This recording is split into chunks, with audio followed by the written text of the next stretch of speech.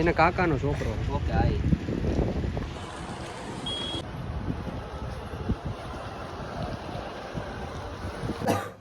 યુદ્ધ એ જ કલ્યાણ.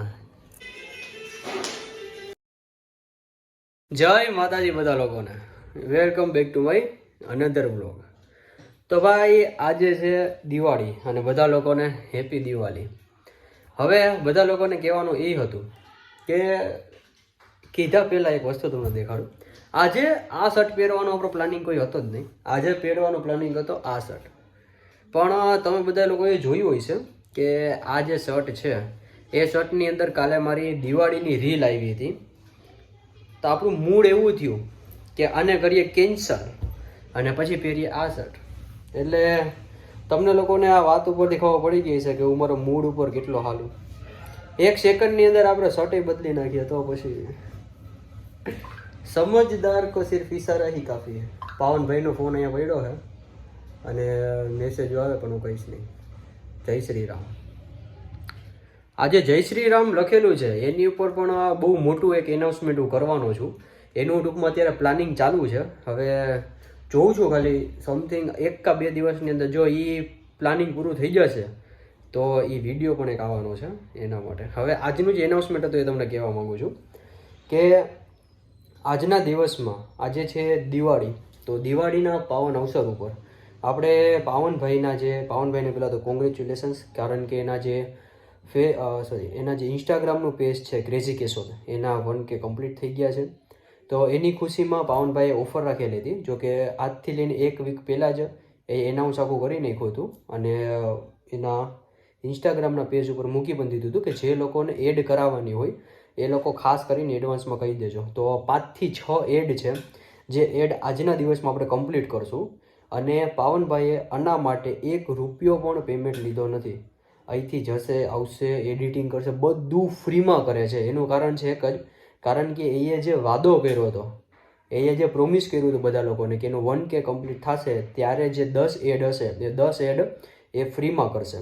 એટલે ફ્રીમાં જે એડ કરવાની છે એ બધી જ એડ કરવાના છે, ફ્રી ઓફમાં કરવાના. 1 રૂપિયો પણ એનો ચાર્જ લેવાના નથી.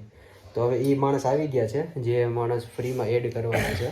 હા ભાઈ છે કે જે હું કરીશ બધાને ફ્રીમાં એડ, કારણ કે હું છું દાનવીર કર્ણ.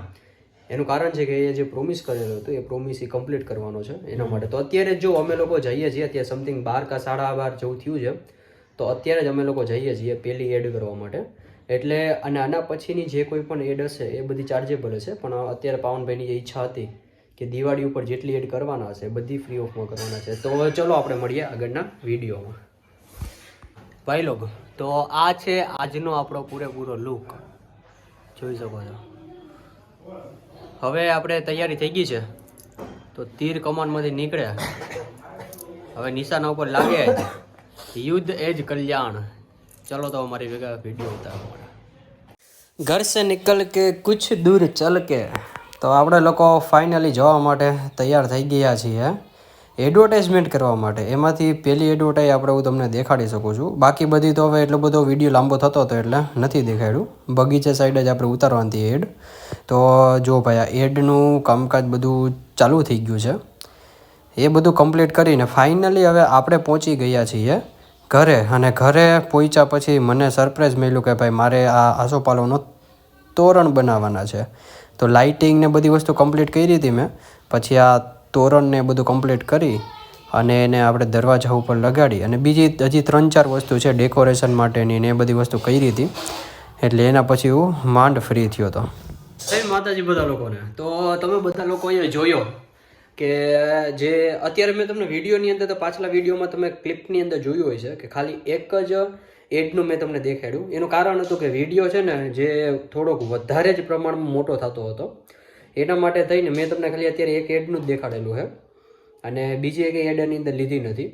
એનું મેન કારણ એક છે કે આ વધી જતું હતું લાંબુ. એનું કારણ છે મેન.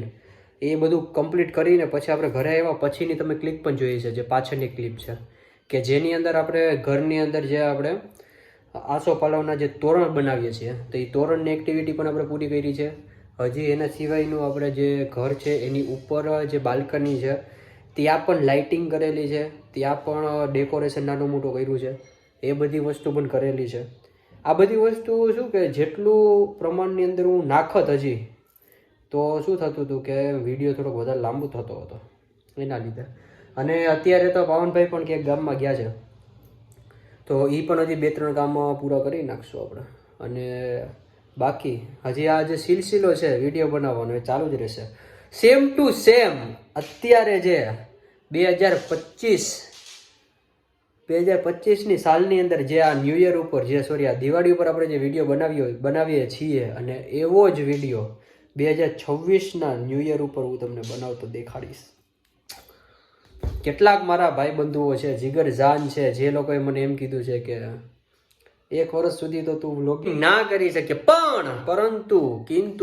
પરંતુ બંધુઓ આપણે એને બતાવી દઈશું. આ જેવી રીતના વિડીયો ઉતરે છે તેવી જ રીતના આપણે 2026ને ન્યૂ યર ઉપર પણ વિડીયો ઉતારશું. જોકે હજી તો ઝાઝા બધા તહેવારો બાકી છે.